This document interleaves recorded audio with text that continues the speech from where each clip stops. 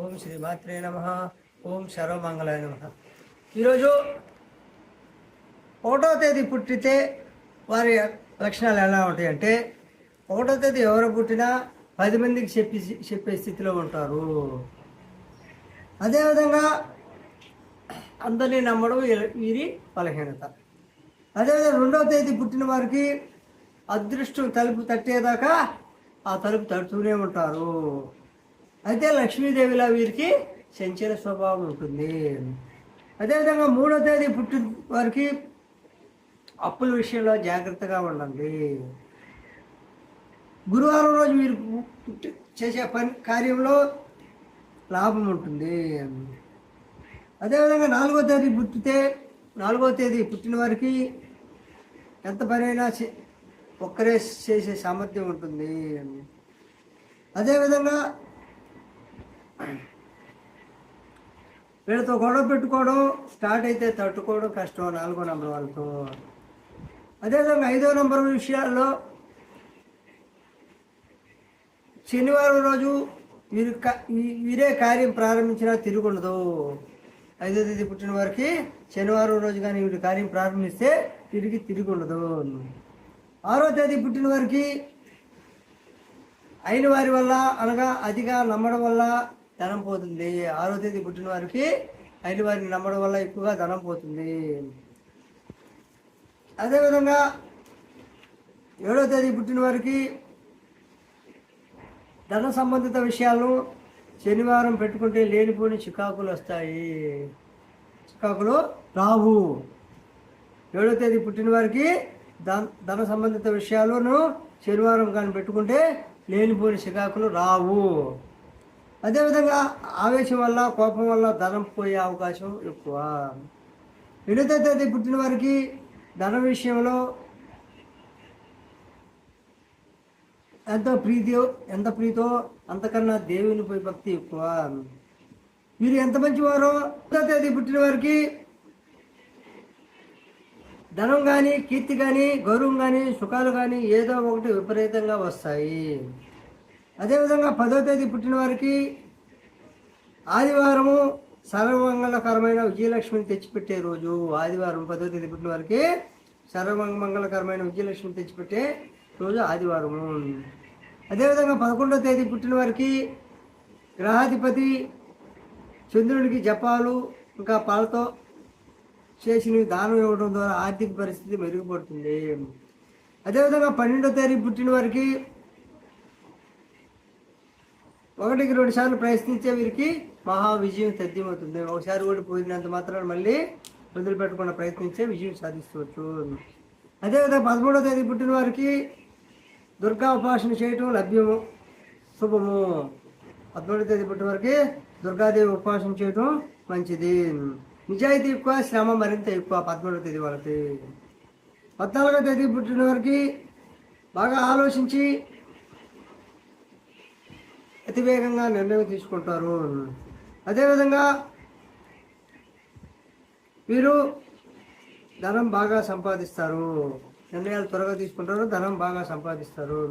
15వ తేదీ పుట్టిన వారికి ప్రధాన సమస్య సందిగ్ధతగా ఉంటారు. 16వ తేదీ పుట్టిన వారికి ఆరోగ్య విషయంలో జాగ్రత్తగా ఉంటే ధనం పోవడం అనేది జరగదు. అదేవిధంగా 17వ తేదీ పుట్టిన వారికి కష్టపడడం ద్వారా ఒడిదుడుకులను తట్టుకోవడం ద్వారా ధనం సంపాదిస్తారు. అదేవిధంగా 18వ తేదీ పుట్టిన వారికి కోపము, ఆవేశము, ఆందోళన వల్ల ధనం పోగొట్టుకుంటారు. అదేవిధంగా 19వ తేదీ పుట్టిన వారికి గ్రహాధిపతి చంద్రుడు బియ్యము, పరమాన్నము నైవేద్యంగా పెట్టి పూజాధికాలు జపాలు చేయడం ద్వారా ధనలక్ష్మి అనుగ్రహిస్తుంది. అదేవిధంగా 20వ తేదీ పుట్టిన వారికి ఒక్కొక్కసారి ఎంతో మూడిగా ఉంటారు. సోమవారం నాడు బంగారం, వెండి కొనడం ద్వారా అవి తరతరంగా నిలిచిపోతాయి వీరికి. అదేవిధంగా 21వ తేదీ పుట్టిన వారికి 10 మందితో కలిసి ఉండాలని వీరు ప్రయత్నిస్తూ ఉంటారు. ఆ విషయంలో అవతల వారి మైనస్లను కూడా పట్టించుకోరు. అదేవిధంగా కీర్తి కాంక్ష ఎక్కువ వీరికి 21వ తేదీ పుట్టిన వారికి. 22వ తేదీ పుట్టిన వారికి బాగా కష్టపడే మనస్తత్వం ఉంటుంది. అదేవిధంగా సమర్థవంతమైన నాయకత్వ లక్షణాలు వీరికి ఉంటాయి. అదేవిధంగా 23వ తేదీ పుట్టిన వారికి ఆకస్మిక ధన ప్రాప్తి కలిగే అవకాశం ఉంటుంది. 23వ తేదీ పుట్టిన వారికి ఆకస్మిక ధన ప్రాప్తి కలిగే అవకాశం ఉంటుంది. వీరు గొప్పవారి మధ్య ఉన్న వీరి ప్రత్యేకత వీరిది. అదే 24వ తేదీ పుట్టిన వారికి సుఖాల వల్ల కానీ కామాదుల వల్ల కానీ సంపద క్షీణించే అవకాశం ఎక్కువ. అదేవిధంగా 25వ తేదీ పుట్టిన వారికి డబ్బు విషయంలో బాగా ఆశ చూసి చేయకపోతే నష్టాలు ఎక్కువ. 26వ తేదీ పుట్టిన వారికి ధనం అడిగితే కాదనరు. అదే అతనికి అవసరమైనప్పుడు అవతల వారు ఎవరు ఇతను ఎవరైనా 26వ తేదీ పుట్టిన వారు ఎవరైనా ధనం అడిగితే ఇస్తాడు. దానికి అవసరమైనప్పుడు మాత్రం ఎవరు అతనికి ధనము. ఈ విధంగా ఇక్కడే ఎక్కువసార్లు దెబ్బతింటూ ఉండడానికి 20వ తేదీ పుట్టిన వారికి ఎక్కువ కోరికలు ఎక్కువ, తాపత్రయం ఎక్కువ, సున్నిత మనస్తత్వం ఎక్కువ 26వ తేదీ పుట్టిన వారికి. అదేవిధంగా 27వ తేదీ పుట్టిన వారికి ఆనందానికి సంతోషాలకి ధనం ఎక్కువ ఖర్చు చేయాలని చూస్తారు. అదేవిధంగా 28వ తేదీ పుట్టిన వారుకి అధిపతి రవి. వీరు ఆదివారం నాడు జపాలు ఇంకా గోధుమలు దానం ఇస్తే కార్యసిద్ధి విజయం చేకూరుతుంది వీరికి. అదేవిధంగా 29వ తేదీ పుట్టిన వారికి మహా అద్భుతాలు సృష్టించే తెలివితేటలు ఉంటాయి. అదేవిధంగా 2వ తారీఖు 11వ తారీఖు జన్మించిన వారితో శక్తిత వీధికి ఎక్కువ ధనలాభం ఎక్కువగా తెచ్చిపెడుతుంది. అంటే 2వ తేదీ 11వ తేదీ పుట్టిన వారితో శక్తి చేయడం వల్ల 29వ తేదీ పుట్టిన వారు ధనలాభం ఎక్కువగా తెచ్చిపెడుతుంది. అదేవిధంగా 30వ తేదీ పుట్టిన వాళ్ళు చెప్పిందే వేదమని అనుకుంటారు. అంటే 30వ తేదీ పుట్టిన వారు వాళ్ళు చెప్పిందే వేదమని అనుకుంటారు. అదేవిధంగా గురువారం నాడు 4 సంఖ్యతో కార్యం ప్రారంభిస్తే 400 లాభము. అదేవిధంగా లౌక్యం ఉందనుకుంటారు 30వ తేదీ వాళ్ళు. 31వ తారీఖు పుట్టిన వారు పదే ప్రయత్నం మహా సౌఖ్యాలను తెస్తుంది. పదే ప్రయత్నాలు చేయడం వల్ల మహా సౌఖ్యాలను తెచ్చిపెడుతుంది. ఆధారపడే తత్వంలో ఉంటారు వీరు. అదేవిధంగా విహారయాత్ర ప్రయాణాలను ఇష్టపడతారు 30వ తేదీ వారు. అదేవిధంగా